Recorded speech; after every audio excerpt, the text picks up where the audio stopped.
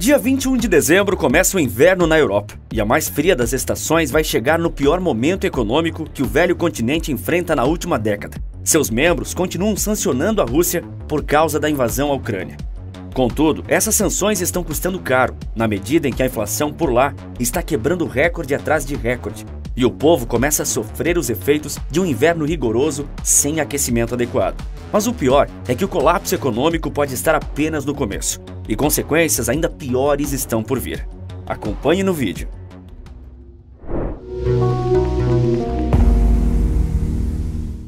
A Europa comprou a briga da Ucrânia quando o país europeu foi invadido pela Rússia. Quase um ano desde o início do conflito, e o continente se mantém firme na decisão de ajudar na defesa do território ucraniano, com o envio de armamentos e também atacando o país comandado por Vladimir Putin através de sanções. A esperança era simples: pressionar a Rússia por meio de bloqueios comerciais e econômicos, até fazer o país desistir do conflito bélico e se retirar do território ucraniano. Como sabemos, isso não aconteceu, e parece improvável de acontecer, já que os russos até anexaram oficialmente regiões ucranianas, e essa guerra não tem previsão de acabar. Um cenário de calote na dívida externa por parte dos países europeus pode, inclusive, acontecer, como você verá até o final do vídeo. Mas como o velho continente chegaria a esse ponto de insolvência econômica? Parte do caminho para o abismo que a Europa está enfrentando começou no instante em que eles decidiram por sancionar a Rússia. Com a imposição de severos bloqueios feitos para asfixiar a economia russa, Vladimir Putin fez algo até previsível: diminuiu o fluxo de gás que enviava para a Europa. E agora eles estão no inverno. As respostas da Rússia às sanções já estão sendo pagas há meses pelo povo europeu. E não é demais lembrar a você que o país russo é o grande fornecedor de gás natural para a Europa. Gás esse que aqueceu o velho continente no inverno pela última década. Com o fluxo reduzido desse gás chegando especialmente para a Alemanha, uma consequência natural foi o aumento no valor das contas de eletricidade para a indústria e, claro, para as pessoas comuns. E eu digo Alemanha especialmente porque o país é o que mais utilizava o gás da Rússia. Ele correspondia a 49% de seu consumo total. E também por ela ser o país com o maior parque industrial da Europa, um dos maiores do mundo. A crise energética faz a economia alemã perder muito dinheiro com exportações, fazendo os preços subirem para os produtores e para o consumidor final. E muitas fábricas estão diminuindo a produção, enquanto outras simplesmente fecham as portas. O setor de alumínio, petroquímico e as siderúrgicas europeias sofrem com racionamentos que podem durar pela próxima década. Várias siderúrgicas, incluindo a ArcelorMittal, a maior da Europa, desativaram alguns de seus reatores químicos ao fim do último mês de setembro. Essa redução na produção é ruim para qualquer setor industrial, mas menos é pior do que o cenário mais extremo: o de fechamento de indústrias. E como eu disse há pouco, isso pode durar anos. E eu só repito o que dizem os próprios representantes das grandes indústrias europeias.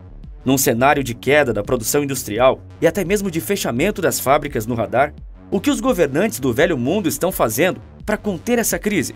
Eles lançaram vultosos pacotes fiscais e de ajuda financeira, tanto para os cidadãos quanto para as fábricas e empresas. Foi aprovado neste ano um pacote de mais de 750 bilhões de euros para combater os efeitos da crise energética, só na Alemanha. Mas apesar de a Europa ser um continente pequeno, ela abriga vários países. Alguns gastaram menos e outros mais, muito mais subsidiando a energia, porque cada país importa uma quantidade diferente de gás, compra de um fornecedor diferente a um preço distinto. A Alemanha, por exemplo, já gastou 7% de todo o seu PIB para minimizar os efeitos da crise. Isso é o equivalente a 180 bilhões de euros. E esse número é bem relevante, porque o país germânico é o mais rico do continente. Os outros 3 países que mais gastaram foram Malta, Lituânia e Grécia. Países pequenos, com PIBs modestos, mas que sofreram um enorme impacto com o efeito colateral das sanções. E todo esse dinheiro gasto está saindo de algum lugar. Em 2021, a Alemanha teve um superávit de 173 bilhões de euros e em 2022 de quase 7. Será que isso vai ser suficiente para cobrir todos esses gastos com subsídio energético? E se sim, por quanto tempo?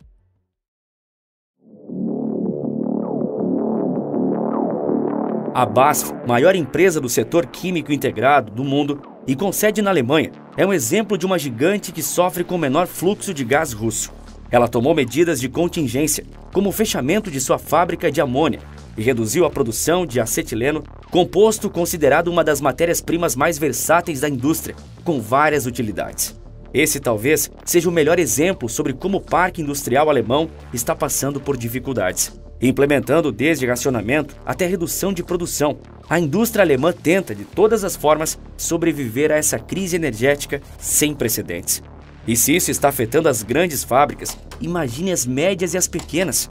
O cenário não é nada bom e afeta não só o setor industrial, mas também a vida das pessoas. Afinal, se existem empresas reduzindo a produção, fechando as portas temporariamente e, em casos mais extremos, declarando falência, então também existem milhares de pessoas sendo demitidas. E essas pessoas ainda precisam lidar com o fantasma da alta generalizada de preços.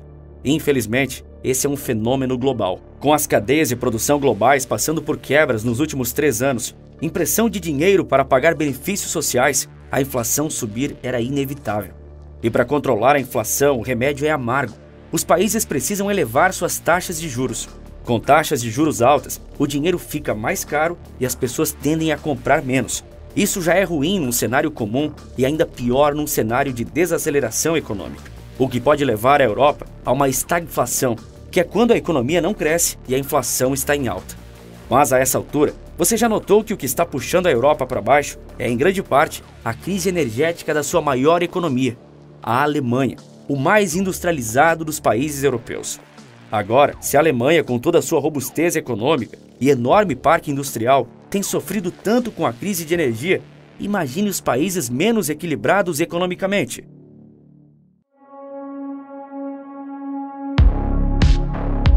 De maior parque, a Alemanha pode passar a ser um museu industrial. Ela abrigou milhares de empresas e indústrias nas últimas décadas, no renascimento de sua economia, mas hoje o país deixou de ser atrativo para os empresários da indústria de transformação. E o motivo é, justamente, o alto custo energético que impacta qualquer processo produtivo. Ninguém quer gastar muito para produzir. Se pode mudar de país e produzir mais barato. Assim, várias indústrias já estão fazendo suas malas e saindo do país germânico. Mas o problema não é só a Alemanha, é a Europa na sua totalidade. Nos últimos anos, a União Europeia intensificou as regulamentações industriais e empresariais, especialmente para que essas companhias se adequassem às regras ESG, Environmental, Social and Governance. Essas regras servem para avaliar até que ponto uma corporação trabalha em benefício de objetivos sociais e do meio ambiente. Ou seja, o grau de investimento de uma empresa não é mais medido pelo lucro que ela ofere, pelas receitas e pelas expectativas financeiras. Agora, para atrair investidores, os empresários também devem se preocupar com o meio ambiente e com questões sociais, tal como igualdade de gênero. Isso pode parecer fácil para as grandes empresas alemãs como a Volkswagen, a Allianz, a Siemens e tantas outras. Mas para as pequenas e médias empresas, que são a verdadeira força da indústria germânica, ter que se preocupar com uma governança que atende a uma agenda política, tentando sobreviver a uma crise gigantesca, é uma tarefa bem mais difícil. E com essa bola de neve que abrange inflação alta, taxa de juros elevada, pouco crescimento e produção industrial em queda, a avalanche que mira o velho continente, infelizmente, já começou a se mover. E pode piorar muito se eles não conseguirem melhorar suas contas nacionais. Afinal, a Europa se destacou na última metade do século pelo seu chamado Welfare State, Estado de Bem-Estar Social, com grandes programas de apoio governamental que beneficiam toda a sociedade. E nos últimos 2 anos, os governos europeus gastaram como nunca, tanto para conter a crise de saúde de 2020 e seus efeitos devastadores, como para manter o estado de bem-estar social em funcionamento. Como o dinheiro é um bem escasso, as dívidas brutas dos países da zona do euro em 2021 estavam em 95% do seu PIB. Países como a Alemanha, Holanda, até Portugal, por mais que estejam sofrendo, têm condições de passar por essa crise, por terem uma saúde fiscal de muito tempo, acumulando superávites, organizando suas contas e até aumentando suas reservas. Mas para outros, como a Espanha, França e Itália, financiar essa dívida vai exigir uma solução que é um remédio para lá de amargo: aumentar os impostos. Parece ser o mais razoável a ser feito e menos danoso para a imagem dos próprios governos. Mas claro, quem paga o pato é o povo. Lá, menos do que aqui, já que impostos na Europa são convertidos em benefícios sociais. Prova disso é o IDH desses países, sempre muito próximos de 1, que é o máximo. Mas ainda assim, a carga tributária dos países onde há bem-estar social é muito alta. chegando perto dos 45%. Não será fácil para a sociedade em um cenário de perda do poder de compra por causa da inflação alta, que atinge principalmente os mais pobres, e de juros altos que impactam muito a classe média, tolerar um aumento de impostos. O outro cenário seria desastroso, entrar em moratória, mais popularmente conhecido como dar calote na dívida. Esse é um cenário extremo, mas agora aumentar sua dívida não será nada fácil para algumas nações europeias. O problema é que não foram só os países membros da zona do euro que aumentaram suas taxas de juros. Quase que o mundo todo fez o mesmo, inclusive os Estados Unidos, o que pode fazer com que investidores se sintam mais dispostos a comprar as dívidas de lá, pois os americanos estão com maior credibilidade. Caso isso acontecesse, toda a zona do euro arcaria com essa crise econômica. E aqui entra uma grande ironia. Lembra que as sanções impostas há quase um ano serviam para asfixiar a economia da Rússia? Pois é. A ironia é que a Rússia tinha o dinheiro para pagar a própria dívida, mas como está isolada do sistema bancário internacional, ela não conseguiu pagar seus débitos. E hoje, a Europa pode dar calote na dívida mesmo tendo acesso ao sistema bancário, mas sem o dinheiro. Parece que as sanções foram um tiro no pé, não é? E por fim, você pode se perguntar, como a Rússia ainda tem dinheiro após tantos meses de conflitos e sanções? Exportando. A Rússia diminuiu as exportações de gás para a Europa, mas as expandiu para a Índia e principalmente para a China. O velho continente optou por punir seu maior fornecedor de energia e agora ele próprio está sofrendo com preços altíssimos. E esse é só o começo. E sim, eu sei que você tem a curiosidade de saber quem está por trás desses vídeos.